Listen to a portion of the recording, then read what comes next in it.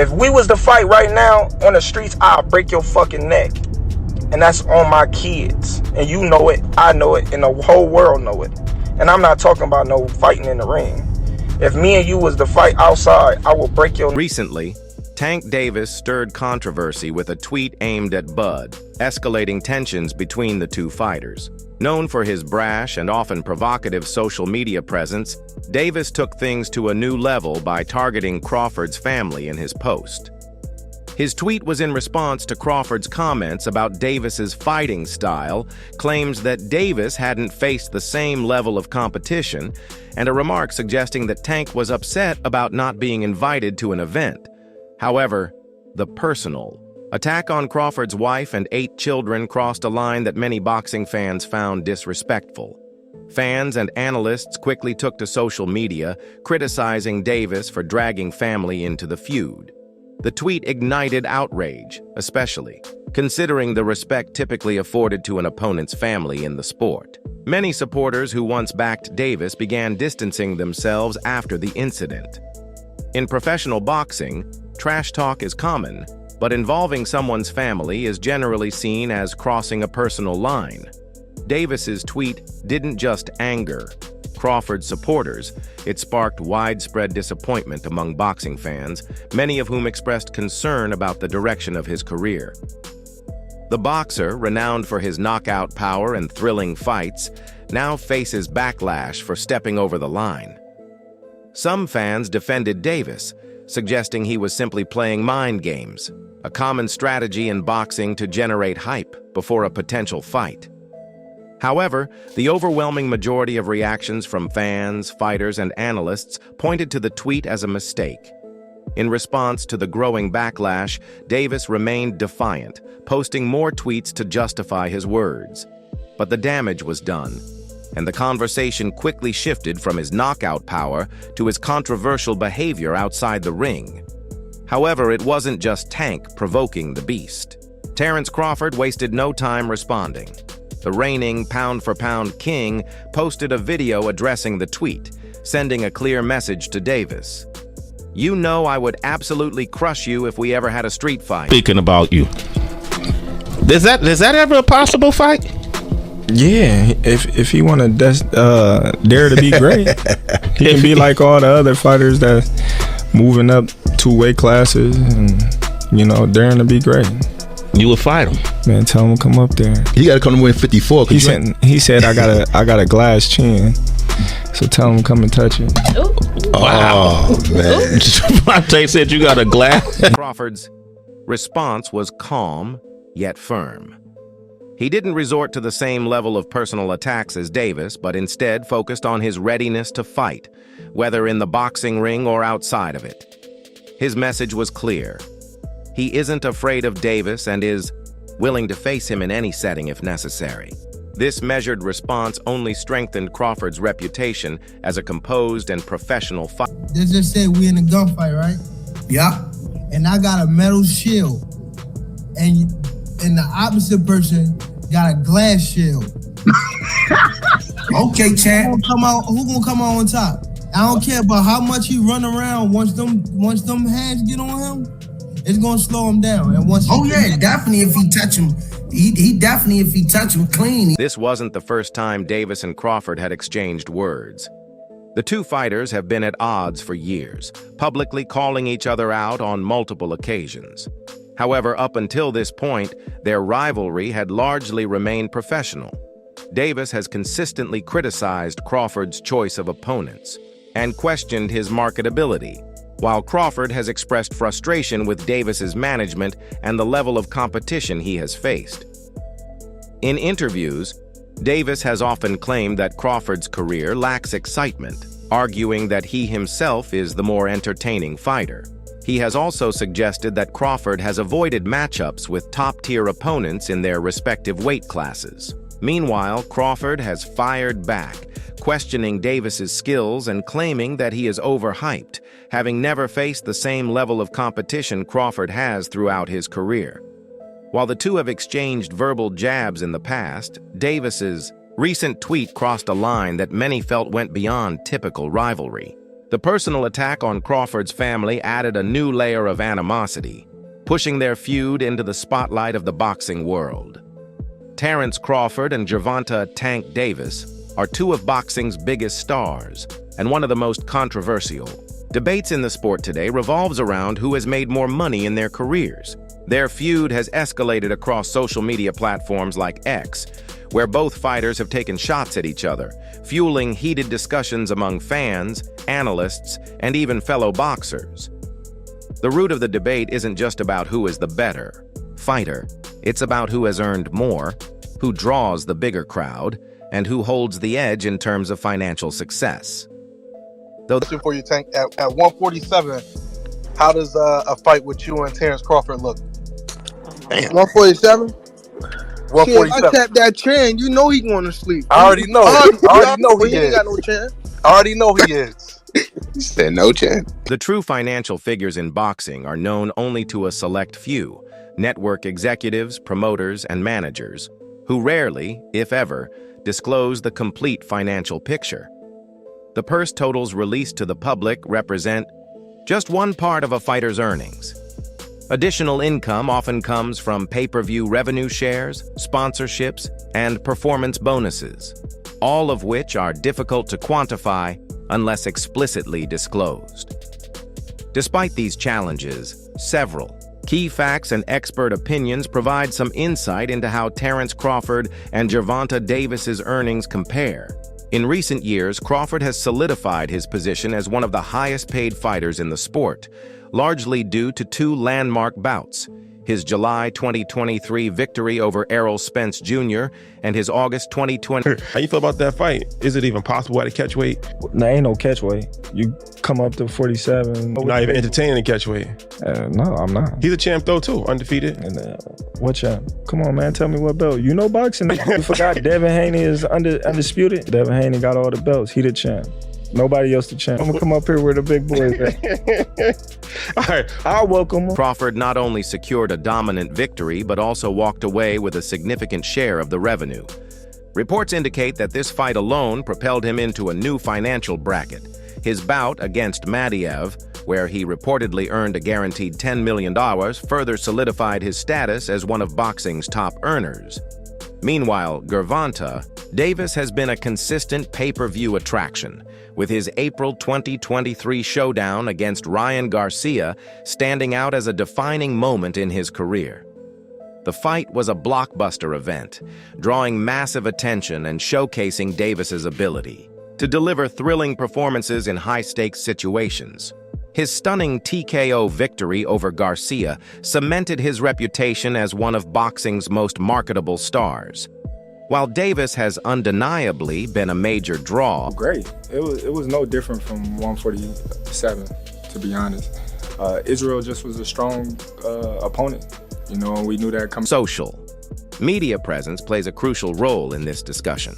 Davis boasts a massive 7.5 million followers on Instagram and nearly 800,000 on X. In contrast, Crawford, despite being a more established name in boxing, has a much smaller online footprint, with 1.8 million Instagram followers and $468,000 on X. These numbers matter because, in today's digital age, a fighter's marketability is heavily influenced by their social media reach. Sponsorship deals, brand partnerships, and other income streams are often tied to online visibility, giving Davis a significant edge in this area. However, social media clout alone I got a glass chin. Tell him to come and touch it. At 147? At 147. I'll make 147 for him. Crawford's career longevity and consistency at the championship level are significant advantages. Turning professional in 2008, he has been a world champion since 2014, giving him over a decade of earnings at the sport's highest level.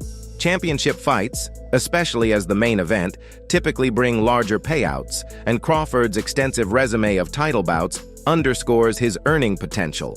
Davis, who turned pro in 2013 and won his first world title in 2017, has achieved remarkable success in a shorter period.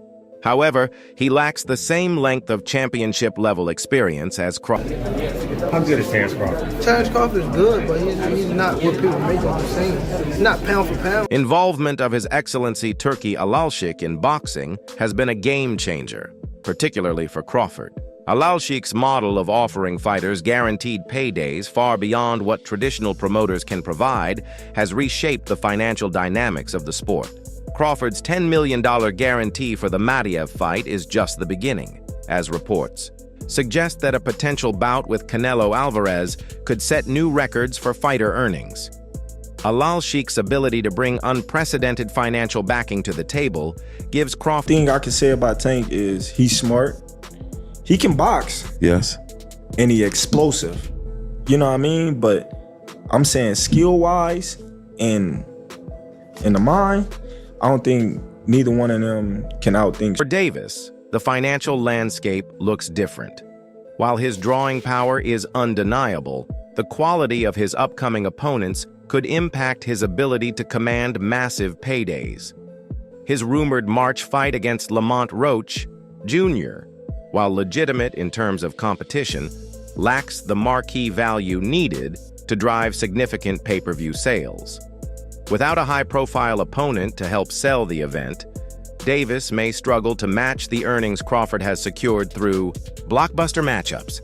To maintain his financial momentum, Davis needs to secure fights against bigger names, such as Vasily Legal. Like if you hear somebody like Tank say 147, I knock Bud out. Well, he just talking. Mm-hmm. You know, he got the confidence in himself that he believe that he can do that because he's been knocking all these fighters out that he's been in the ring with. You know, so no knock to Tank, but there's definitely levels. Debate over who has made more money also highlights a deeper philosophical divide in boxing. Crawford's career has been built on taking on the toughest challenges, often stepping into hostile territory to prove himself against the best. This approach has earned him widespread respect from both peers and fans, as well as lucrative opportunities to showcase his skills on the biggest stages. Davis, on the other hand, has been criticized for following a more controlled career path, prioritizing commercial appeal over competitive risk. While this strategy has made him a household name, some argue that it has limited his ability to maximize his earnings over the long term. Leonard Ellerby's claim that Davis now makes 8 figures per fight. Not really address, but kind of speak on the whole Tank Crawford thing, because when Crawford said he'd be willing to wait at 47 for Tank, he did say after the interview, immediately after the interview, I was just playing around. Like, do you want people to put that shit to bed? Yeah, he's just playing around. You know what I'm saying? Tank does that, you know. Early in his career, Davis didn't command the same financial attention, and his rise to the top has been relatively recent. Crawford, by contrast, has been securing substantial paydays for years, thanks to his consistency and willingness to fight anyone, anywhere. This difference in career trajectories further complicates the question of who has made more money. Another key factor is the shift in the pay-per-view (PPV) model. Traditionally, fighters relied heavily on PPV sales to maximize their earnings. However, Turki Alalshik's guaranteed payouts have disrupted this system. Crawford's partnership with Alalshik has allowed him to bypass the uncertainties of PPV revenue, while Davis remains more dependent on the traditional system. This shift could have long-term implications for how both fighters approach their careers and financial negotiations. Critics of Davis argue that while his social media fame and commercial appeal are undeniable, they may not translate into sustained financial success unless he takes on more significant challenges in the ring. Meanwhile, Crawford's fans point to his willingness to fight the best as proof of both his legacy and earning power. The contrasting approaches of these two fighters reflect broader tensions within boxing, where traditional values of competition and merit clash with the modern emphasis on marketability and entertainment. Ultimately, the question of who has made more money, Crawford or Davis, may never have a definitive answer. The lack of transparency in boxing finances means much of the debate relies on speculation and fragmented reports. However, what is clear is that both fighters have taken different paths to success, each with its own merits and drawbacks. Crawford's recent financial windfall and alignment with Alalshikh position him as the frontrunner in the earnings race. However, Davis's popularity and marketability ensure that he remains a formidable force. An issue there, or would that just be a matter of you waiting for him to be ready for you? Yeah, no, Tank is at a lower weight class than me. He's at 135. I'm at 147. That's 2 weight classes apart. So he would have to come up. Yeah, because I wouldn't never. You can't get that low. So that's not gonna happen, because I saw people talking about it. You don't think that'll ever happen? No, I wouldn't say that it happened. Despite the apparent weight disparity and stylistic differences, some experts believe a fight between Crawford and Davis would be anything but straightforward. One such expert is legendary multi-division champion Roy Jones Jr., who shared his thoughts in an interview with Real Life Productions.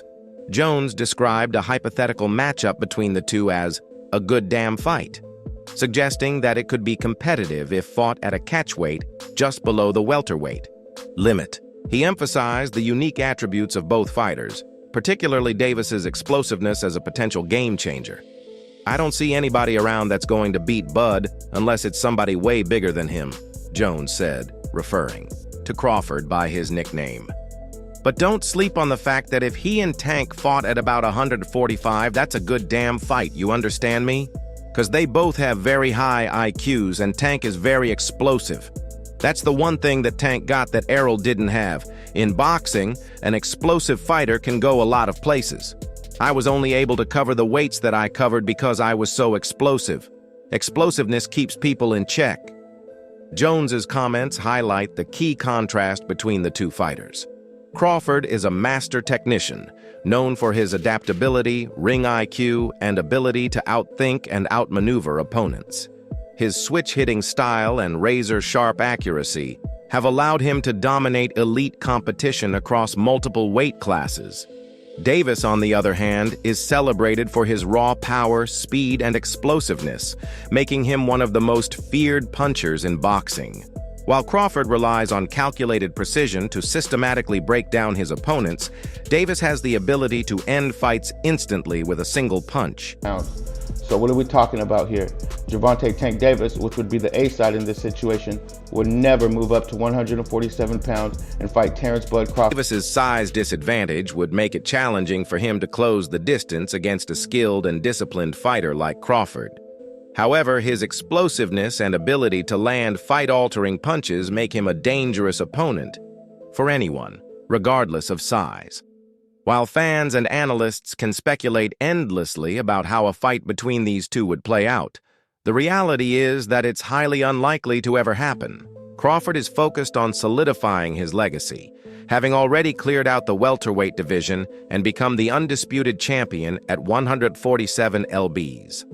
Now he is eyeing an even greater challenge, a potential fight against super middleweight champion Saul Canelo Alvarez, which would require him to jump 14 lbs to 168, an unprecedented move that showcases his ambition. On the other hand, Davis is on a different path. He is scheduled to fight Lamont Roach Jr. in March, a fight seen by many as a tune-up.